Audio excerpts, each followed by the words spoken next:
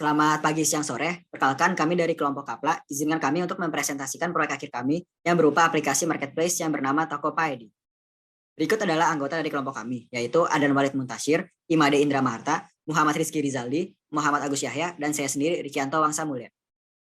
Tema dari aplikasi kami adalah Post-Pandemic Economic Recovery. Aplikasi Tokopedia bertujuan untuk memberikan ruang agar dapat terjadi proses jual beli dalam kondisi perbaikan ekonomi setelah pandemi. Pada bagian pertama, kita akan membahas value proposition Canvas, yang bertujuan untuk membantu dalam proses perancangan desain aplikasi atau produk berdasarkan kebutuhan pelanggan yang telah diobservasi sebelumnya.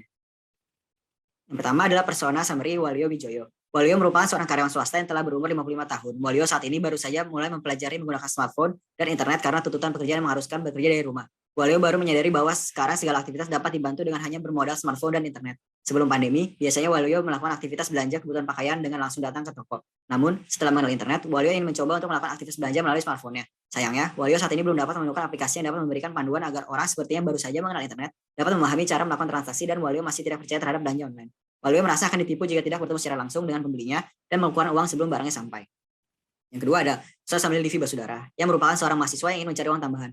Ia berencana untuk membuka sebuah usaha thrift shop pakaian secara online karena Livi merasa modal dikeluarkan untuk berjualan secara offline tidak setara dengan keuntungan diberikan karena sedang masa pandemi. Hingga pada akhirnya ia menemukan sebuah platform jual online yang bernama Tokopedia. Dengan menggunakan Tokopedia, Livi akhirnya bisa berjalan dengan dan mengembangkan bisnisnya. Namun Livi adalah seorang mahasiswa sangat sibuk. Kesibukan tersebut membuat Livi menjadi susah untuk dapat melakukan hasil penjualannya di Tokopedia. Terlebih Livi belum mempelajari mata kuliah di kampusnya, sehingga ia kesulitan untuk melakukan analisis penjualan. Dia adalah foto requirement explanation canvas bagi Wijoyo Waluyo.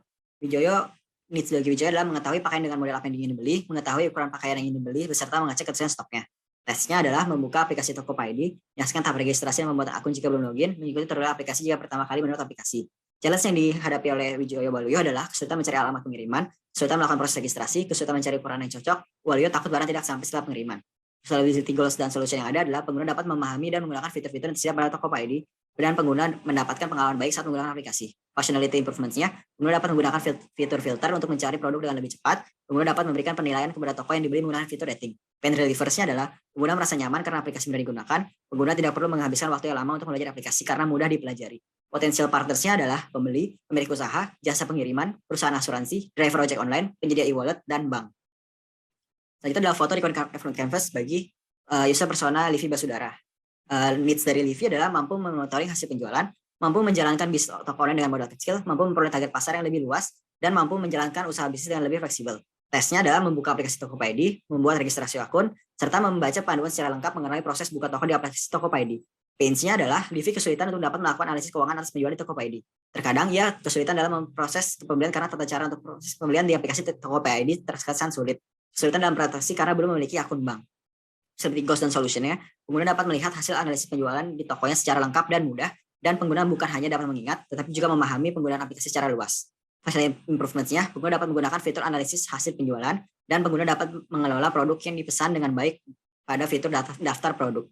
Pain relievers-nya, pengguna sebagai penjual mampu melakukan proses transaksi yang mudah dan efisien dengan pembeli. Pengguna memiliki opsi lebih dalam proses transaksi, di mana mampu melakukan transaksi dengan fitur e-wallet sebagai alternatif, tidak memiliki rekening bank konvensional. Potensial partnersnya adalah reseller, agen pengiriman, pembeli, pengusaha, dan perusahaan asuransi. Selanjutnya dari requirement summary bagi Wijoyo Waluyo. Karena Wijoyo Waluyo belum terbiasa menggunakan smartphone, maka UI UX aplikasi harus bagus dan easy to use. Masih tidak percaya terhadap penjualan, maka aplikasi harus menjamin keselamatan pembelian dengan adanya asuransi.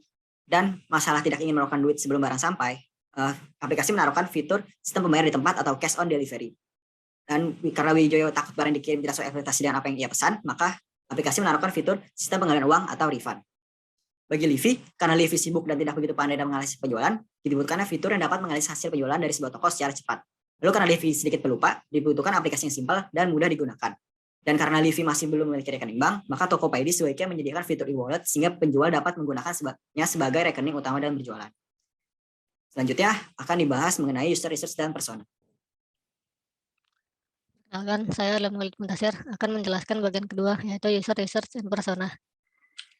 Tujuan dari user research dan persona yang kami rancang yang pertama adalah untuk menyusun rencana wawancara, lalu melakukan wawancara dengan end user, membuat profil responden dan meringkas hasil temuan saat wawancara dengan responden tersebut, lalu membuat persona berdasarkan profil responden dan hasil temuan wawancara. Yang terakhir untuk mengetahui proses bagaimana user memenuhi kebutuhannya terkait aplikasi. Lalu kami juga merancang berbagai pertanyaan terkait pertanyaan umum, khusus pembeli dan khusus untuk penjual. Untuk pertanyaan pertama adalah untuk mengetahui fitur-fitur yang dibutuhkan pengguna dalam menggunakan aplikasi marketplace. Pertanyaan kedua untuk mengetahui kesulitan dari masing-masing pengguna yang sebelumnya pernah menggunakan aplikasi serupa. Pertanyaan ketiga untuk mengetahui tujuan pengguna dalam menggunakan aplikasi. Pertanyaan keempat untuk mengetahui alasan mengapa pengguna membutuhkan aplikasi tersebut. Pertanyaan 5 untuk mengidentifikasikan apakah fitur COD diperlukan pada aplikasi marketplace atau tidak. Pertanyaan keenam adalah pertanyaan khusus penjual, yaitu untuk mengidentifikasi apakah fitur analisis hasil penjualan diperlukan pada aplikasi marketplace atau tidak. Dan pertanyaan 7 adalah khusus untuk pembeli dan penjual, yaitu untuk mengidentifikasi apakah fitur refund diperlukan pada aplikasi marketplace atau tidak. Lalu dari rangkuman wawancara yang telah kami lakukan, dari berbagai orang yang telah kami wawancara, terdapat berbagai variasi jawaban yang diberikan. Dari sisi pembeli, yang mereka utamakan adalah sistem pembayaran yang leluasa, seperti dengan e-wallet karena dapat menghemat waktu dan memudahkan proses transaksi. Selain itu, untuk fitur COD memiliki berbagai tanggapan, mulai dari ada yang menganggap fitur COD itu tidak relevan karena dapat menyulitkan kurir, tetapi banyak juga yang mengatakan fitur COD masih sangat dibutuhkan oleh berbagai pengguna. Selain itu, untuk fitur refund, dari semua yang kami lakukan wawancara, mereka setuju bahwa fitur refund masih sangat diperlukan untuk proses jual beli karena dapat menambah kepercayaan pembeli terhadap toko. Selain itu, untuk sisi penjual, mereka juga menganggap statistik itu sangat penting karena fitur statistik dapat membantu mereka untuk mengambil keputusan ke depannya dalam melakukan penjualan. Selanjutnya ada persona dari pembeli. Motivasinya adalah untuk membeli sesuatu dan merasakan kemudahan dan kenyamanan karena tidak perlu keluar rumah dan tersedia banyak keperluan yang dapat ditemukan pada aplikasi. Lalu motivasi kedua adalah karena banyaknya toko offline sekarang yang sudah memiliki lapak di aplikasi marketplace, sehingga merasa lebih nyaman membeli melalui online. Untuk goals dari persona pembeli, ada 4. Yang pertama adalah untuk menghemat waktu karena kesibukan pribadi dari calon pembeli. Yang kedua adalah tidak perlu keluar rumah untuk memenuhi kebutuhan. Lalu untuk menemukan barang yang lebih bervariasi dengan harga yang lebih murah. Terakhir, karena tidak perlu mengantri dalam berbelanja karena sistem online. Lalu untuk frustration dari pembeli, untuk persona pembeli yang pertama adalah tidak punya banyak waktu untuk pergi karena kesibukan perkuliahan dan kepanitiaan. Lalu kesulitan untuk menemukan barang yang diinginkan. Lalu kesulitan untuk menemukan harga yang cocok. Selanjutnya terdapat persona dari penjual, motivasinya adalah untuk menjangkau calon pembeli lebih luas dan tidak terbatas dari aplikasi marketplace. Lalu penjualan lebih mudah, praktis, dan bisa dilakukan. Lalu zaman serba digital, menjual produk melalui aplikasi marketplace adalah suatu keharusan. Untuk goals dari persona penjual, yang pertama adalah mampu mendapatkan pemasukan tambahan dari usaha jualan online, lalu mampu mengembangkan usaha jualan online menjadi bisnis online yang lebih besar lagi. Terakhir, mampu meningkatkan terus keuntungan dari usaha jualan online. Untuk frustration dari persona penjual, yang pertama adalah untuk meraih keuntungan karena keuntungan penjualan masih tidak menentu. Lalu kesulitan mengelola keuangan dari usaha jualan online. Yang terakhir, karena masih belum bisa memaksimalkan usaha penjualan di aplikasi online saat ini. Oke, jadi perkenalkan nama saya Indra Maharta, dan pada kesempatan kali ini saya akan menjelaskan mengenai user journey dari aplikasi Tokopedia. Oke, langsung saja ke persona user yang pertama. User pertama kita bernama Irene. Nah, jadi Irene itu adalah seorang mahasiswa berumur 20 tahun yang memiliki kesibukan di bidang akademis maupun juga di kepanitiaan. Ia sendiri terbiasa untuk menggunakan e-commerce dalam berbelanja, karena menurutnya itu dapat menghemat waktunya dan juga sangat simpel untuk dilakukan. Nah, adapun untuk elaborate skenario Irene yang pertama, nah ia ingin sekali untuk membeli barang melalui aplikasi e-commerce. Nah, namun ia itu suka menggunakan e-wallet dalam berbelanja. Nah, oleh karena itu, ia sangat ingin agar di dalam fitur pembayaran nanti dia bisa menggunakan e-wallet. Kemudian yang kedua, Irene itu suka untuk berbelanja, khususnya untuk membeli pakaian. Nah, namun karena ia tidak bisa mengukur pakaian dengan baik tanpa langsung ke tokonya, nah ia kadang membeli pakaian yang salah. Nah, ia ingin agar ada fitur refund, di mana ketika memang barang yang ia dapatkan tidak sesuai, ia bisa melakukan refund terhadap barang yang ia beli. Nah, kemudian persona yang kedua yaitu Khalid. Khalid sendiri adalah seorang mahasiswa berumur 25 tahun yang juga memiliki kesibukan di bidang akademis maupun juga kepanitiaan. Ia sendiri memiliki usaha untuk berjualan dan ia merupakan seorang yang percaya diri dan suka untuk mencoba hal baru. Nah, adapun untuk elaborate skenario Khalid yang pertama, karena Khalid ini tidak memiliki dasar ilmu bisnis yang baik, nah sehingga ia itu memerlukan fitur untuk dapat menganalisis hasil penjualannya dan memberikan laporan mengenai penjualan secara terperinci. Nah, kemudian elaborate skenario yang kedua adalah Khalid sendiri adalah orang yang suka untuk menghibur dan juga tampil di depan banyak orang. Nah, sehingga ia pikir akan lebih baik apabila ia bisa mempromosikan dagangannya atau penjualannya langsung kepada pemirsa. Nah, sehingga ia berharap agar adanya fitur live promotion pada aplikasi Tokopedia. Nah, adapun beberapa teks analisis dari fitur yang sudah tersedia, yaitu yang pertama misalnya memberi barang dengan e-wallet. Nah, kita ada beberapa teks seperti mencari barang, memilih barang, memasukkan barang ke keranjang, melakukan check out, melengkapi form pembelian, memilih metode pengiriman, melakukan pembayaran, dan menunggu pesanan. Nah, kemudian adapun kami juga sudah mendata ya beberapa problem ataupun kesulitan juga yang mungkin akan dirasakan oleh pengguna, seperti halnya untuk step pertama, fitur search tidak dapat memahami keyword, kemudian barang yang ditemukan tidak sesuai, dan lain-lain. Nah, semuanya sudah kami rangkum dan kami sediakan juga mengenai peluang solusi yang mungkin bisa diterapkan di dalam aplikasi yang akan kami buat. Nah, kemudian di fitur kedua, yaitu fitur refund, kami juga melakukan partisi terhadap beberapa teks yang bisa dilakukan, seperti hal yang melakukan transaksi, memiliki komplain terhadap barang, memilih barang pesanan yang ingin di-refund, mengisi form refund, proses pengembalian barang, menunggu proses refund disetujui atau ditolak, dan proses refund dilaksanakan. Nah, kemudian ini ada step by step-nya yang sudah tertera. Nah, kemudian kita juga ada fitur untuk bisa melihat performa dari toko. Nah, di mana sudah kami partisi menjadi beberapa bagian teks, yaitu melakukan beberapa penjualan lewat aplikasi, memilih fitur pada menu, melihat analisis penjualan, dan meninjau hasil analisis yang disediakan oleh aplikasi. Dan yang terakhir, kami juga melakukan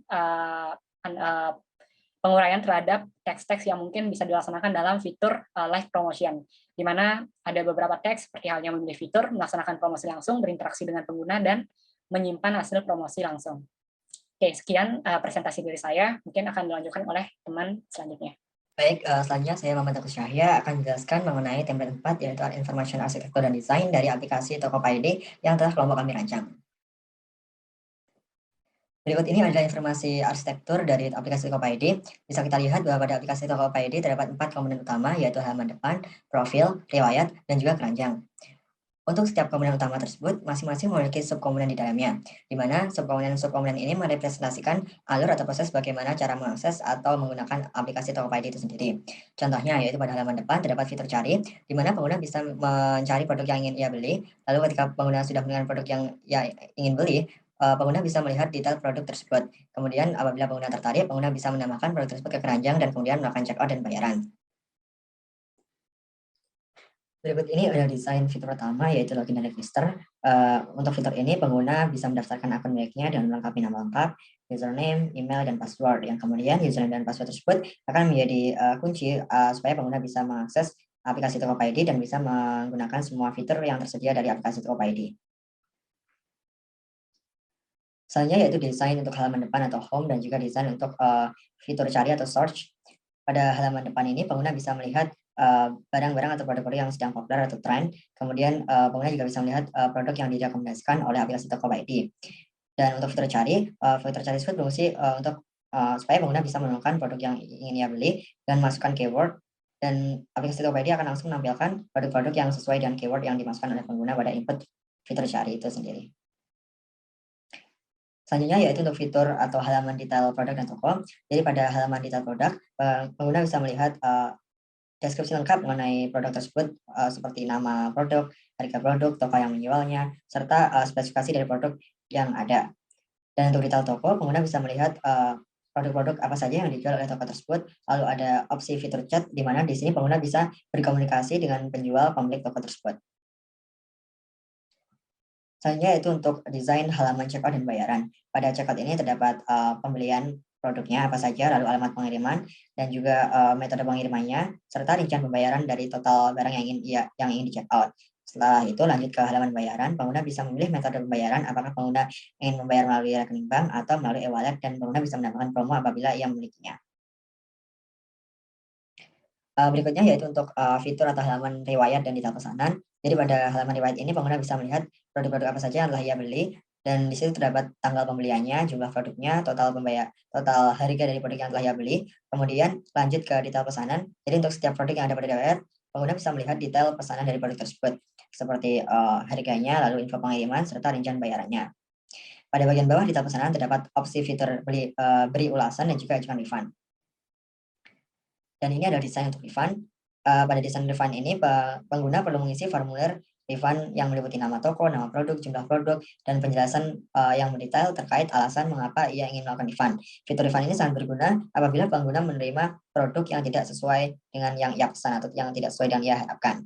Kemudian setelah mengisi formulir refund ini, pengguna lanjut untuk melakukan konfirmasi resi refund seperti pilihan kurir dan juga serta mengisi input nomor resinya dan foto barang ketika waktu dikemas. Dan ini adalah desain untuk halaman profil. Jadi pada aplikasi Tokopedia terdapat dua profil, yaitu untuk akun pengguna biasa atau akun pembeli, dan juga untuk akun penjual. Pada akun pembeli, bagian atas dapat identitas pengguna atau sebagai pembeli, yaitu seperti nama, nomor, alamat email, lalu terdapat sisa saldo yang dimilikinya, status pengiriman, serta pengaturan akun seperti alamat, rekening bank, dan alternatif bayaran lainnya. Nah, sedangkan pada halaman profil pengguna sebagai akun penjual, terdapat dua fitur khusus yang hanya dimiliki pengguna sebagai penjual, yaitu fitur statistik. Fitur statistik terdiri atas analisis toko dan juga performa toko. Dan desain untuk fitur analisis dan performa toko yaitu seperti berikut. Pada analisis toko yaitu terdapat grafik, lalu terdapat opsi pemilihan periode untuk yang dianalisis. Lalu pada performa toko terdapat desain untuk yang menampilkan total penjualan, total pesanan, rata-rata pengunjung, serta rata-rata ulasan untuk periode tertentu yang telah ia pilih pada opsi di atas. Dan di bawah terdapat tampilan untuk produk terlaris dari produk yang ia jual. Nah, jadi untuk setiap desain dari aplikasi Tokopedia ini, baik yang low maupun high design atau desain yang final, sebenarnya tidak ada perubahan yang signifikan dari desain yang low ke desain yang final. Kelompok kami hanya menekankan pada segi pewarnaan, lalu penambahan icon, dan juga pemilihan font yang cocok untuk aplikasi Tokopedia. Selanjutnya, saya, Muhammad Rizky Rizaldi, akan menjelaskan bagian usability testing dan design evaluation yang telah dilakukan terhadap aplikasi Tokopedia yang telah kami rancang.